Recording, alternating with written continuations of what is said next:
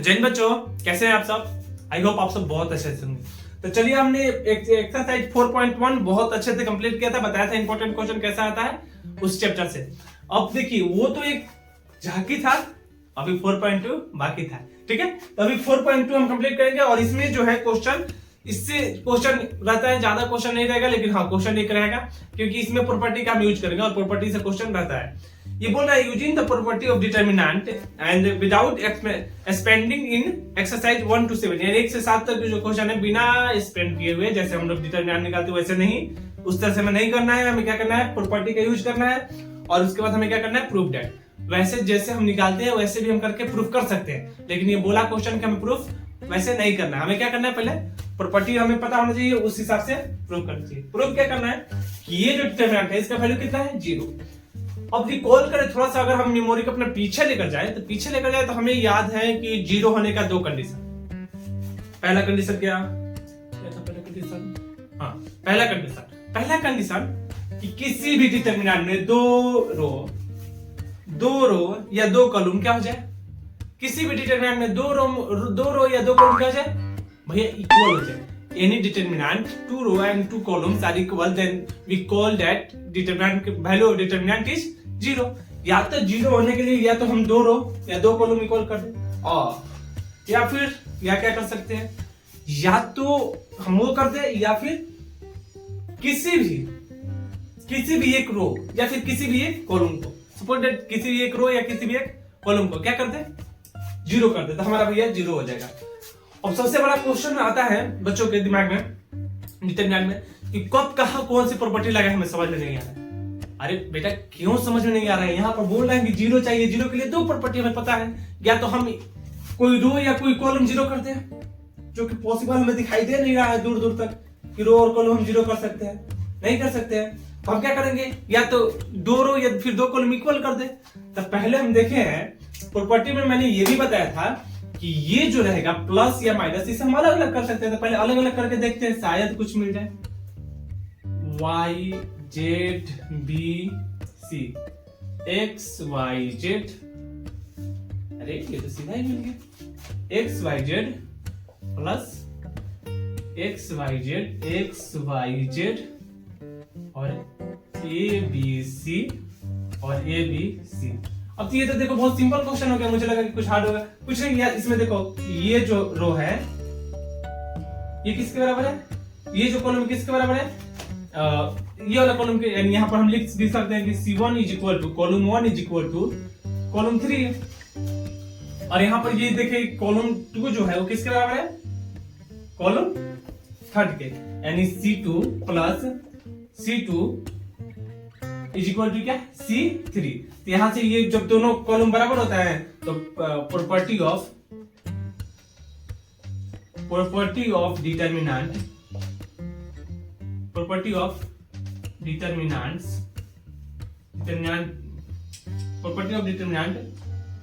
क्या हो जाएगा, property of determinant suppose that क्या, LHS इक्वल टू RHS बोल सकते हैं, LHS equal to RHS। Property of determinant, value of determinant is 0।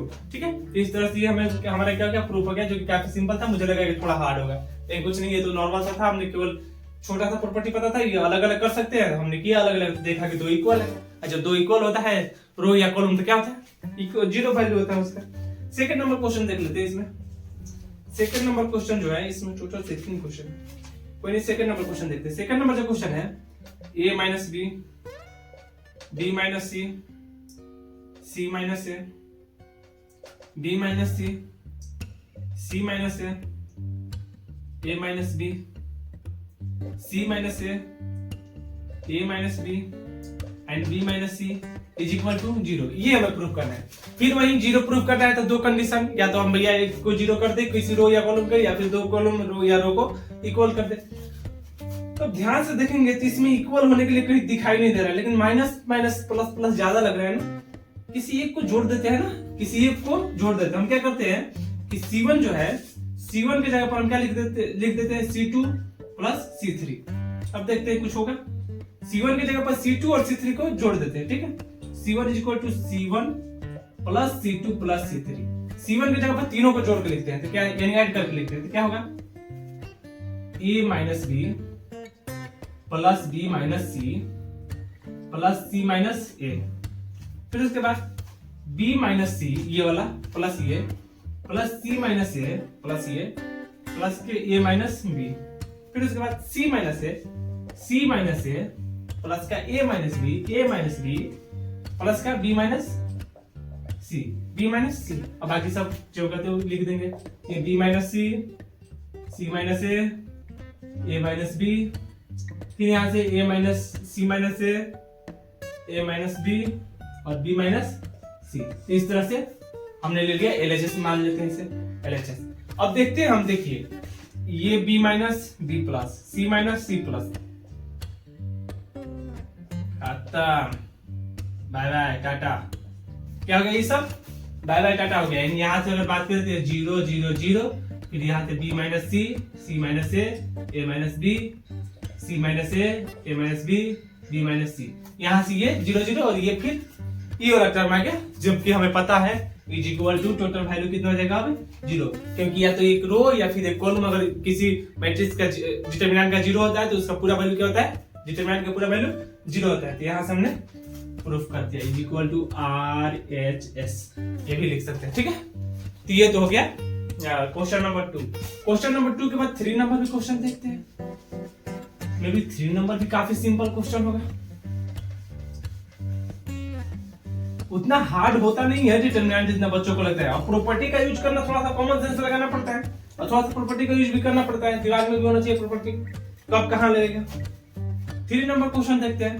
3 number जो क्वेश्चन है वो है, देखिए ध्यान से, 2 3 5 7 8 9 65 75 86 इज इक्वल टू 0। फिर बोल रहा है कि इसे 0 करो, देखो फिर बोल रहा है कि 0 करो, तो फिर वही हमारे दिमाग में आना चाहिए बस 2 क्वेश्चन, दो आंसर, या तो इक्वल या फिर कोई एक रो या कॉलम 0। अब अगर हम ध्यान से देखें तो हमें बड़ा वाला सब अंक ये वाला लग रहा है, इसको हम कुछ कर दे अगर तो शायद होगा, हमें कोई 2 इक्वल हो जाए ना तो चलेगा। तो 62 67 999। अब देखो थोड़ा सा दिमाग लगाओ, तो अगर हम C3 के जगह पर C3 माइनस C2 करें तो कितना आएगा? LHS लेके करते हैं। C3 के जगह पर C3 माइनस C2, यानी ये तो 2 3 5, ये तो पहले से है 7 8 9। अब C3 की जगह पर हम 63 करेंगे। 63 क्यों कर रहे हैं? क्योंकि 9 7 जो 63 होता है, मुझे याद है 9 7 क्या होता है? 63। फिर उसके बाद ये आ गया 72, 9 8 जो 72 होता है। फिर ये देखेंगे तो ये आ गया क्या? 81, और 9 9 जो क्या होता है? 81 होता है। तब यहां से हम 9 कॉमन ले सकते हैं। अब समझ में आया क्यों कर रहे थे? तो 2 into 3 into 5 7 8 9, और इसमें से कॉमन लेंगे तो 7 9 8 9 और 9 9। अब यहां से देखेंगे तो यहां पर C2 इज इक्वल टू क्या है? C3। और जब C2 इक्वल टू C3 आता है तो डिटरमिनेंट का वैल्यू कितना हो जाएगा? 0। ये थोड़ा सा कॉमन सेंस लगाना पड़ेगा। पहले तो हमने देखा क्या कि ये जो है अलग वाला मतलब बड़ा वाला, उसी में कुछ कर सकते थे, छोटा वाला में तो करेंगे क्या, इसमें कुछ होने वाला भी नहीं था। तो मैंने देखा कि ये देखिए, अगर इसमें से ये घटाएंगे तो 63, इसमें से ये घटाएंगे तो कुछ ऐसा कंडीशन बन रहा है कि क्या हो जाए, ये कॉमन हो जाए। तो मैंने देखा तो सच में कॉमन हो रहा था, 9 कॉमन हो रहा था और दोनों इक्वल आ जा रहा था। हमें चाहिए भी, जो चाहिए तो वो दे रहा था, तो हम तो लेंगे ही, ठीक है, हमने ले लिया। तो इस तरह से क्वेश्चन नंबर 3 तक हो गया। 3 नंबर क्वेश्चन काफी सिंपल था। क्वेश्चन नंबर 3 के बाद क्वेश्चन नंबर 4 देखते हैं। 4 नंबर क्वेश्चन नंबर 4, 1 और 1, BC CA AB, ठीक है भैया, BC CA AB। A से लेके चलते हैं तो B प्लस C, B से लेके चलते हैं तो C प्लस A, और C से लेके चलते हैं तो A प्लस B। प्रूफ क्या करना है? हमें इक्वल टू 0 प्रूफ करना है। जब तक 0 प्रूफ करना है तब तक तो छोड़ेंगे नहीं। अब देखिए 0 प्रूफ करना है, 0 प्रूफ करने के फिर अगेन 2 शब्द हमारे दिमाग में, या तो इक्वल या फिर क्या सेम, या तो इक्वल या फिर सेम, ठीक है। चलिए करते हैं क्या होता है। इसे ये तो पहले मल्टीप्लाई करके हम देख लेते हैं क्या होता है। पहले तो मल्टीप्लाई कर लेते हैं, LHS लेके LHS लेते हैं, पहले मल्टीप्लाई करते हैं, और हमारे पास कोई रास्ता तो है नहीं। बी सी, सी ए और ए बी लिख दिया। यहां से मल्टीप्लाई करेंगे तो कितना हो जाएगा, A B plus A C, A B plus A C, B C plus B A, B C plus B A और C A plus C B, C A plus C B. अब हमें दो चीज, या तो दो रो या दो कॉलम क्या करना है, इक्वल करना है। यही बोल रहा है, दो रो या दो कॉलम क्या करना है, इक्वल करना है। दो रो या दो कॉलम हमें इक्वल हो जाए या फिर कुछ बात बने। अगर ऐसा हो जाए तो कुछ बात बने। देखिए यहां पर देखिए, ए बी है, बी सी है, ए सी है, ए बी है, बी सी है, ए सी है, ए बी है, बी सी है, ए सी है। यानी अगर हम कॉलम टू को कॉलम थ्री के जगह पर column two plus column three करके लिखे तो कैसा रहेगा, लिख के देखते हैं एक बार। ये तो 1 1 1 है, कॉलम थ्री के जगह पर लिखना है तो ये तो बी सी, सी ए और ए बी हो जाएगा, कोई डाउट नहीं। कॉलम थ्री की जगह पर क्या रखना है, column two plus column three. यहां से हम करेंगे तो कितना जोड़ देते हैं, B C plus A B plus A C. फिर यहां से ऐड करेंगे तो C A plus B C plus D A. फिर यहां से A B plus C A plus C B.